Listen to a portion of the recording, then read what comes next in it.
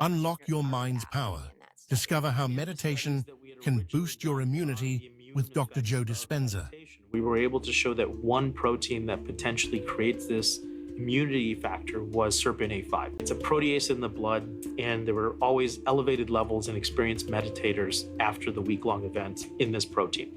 And we think this protein is one of the key features of this heightened immunity kind of response. And so to sort of get everyone on board that they're involved in the study, we gave them that as a target. For the experimental group, then I gave them 4 additional genes, and then we listed the proteins and the amazing things they do in your body. And the intention was they got a flashcard that had the name of the protein and the crystal structure of that protein.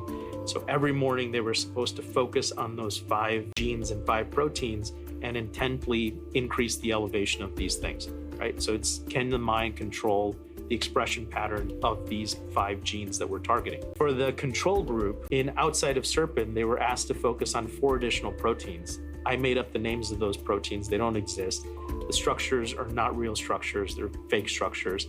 But the information that they got under the names is exactly the same information that the experimental group got. If the mind really could change the pattern of these genes and these particular things that they targeted, which would be getting us closer and closer to this notion of how is this effect being transmitted. Remember, both groups had SERPINA5, a real protein, and we see that in Group A, which focused on 5 real genes and proteins, 100% of the subjects had an increase in SERPINA5. However, with Group B subjects who consciously believed that they had 5 real genes and proteins, we saw no change in SERPINA5. This is absolutely mind-blowing. Somehow, the innate intelligence of the body could not accept the order, because even though there was a real protein in there, it wasn't just 1 real plus 4 fake. It was the entire order that the mind and body were looking for.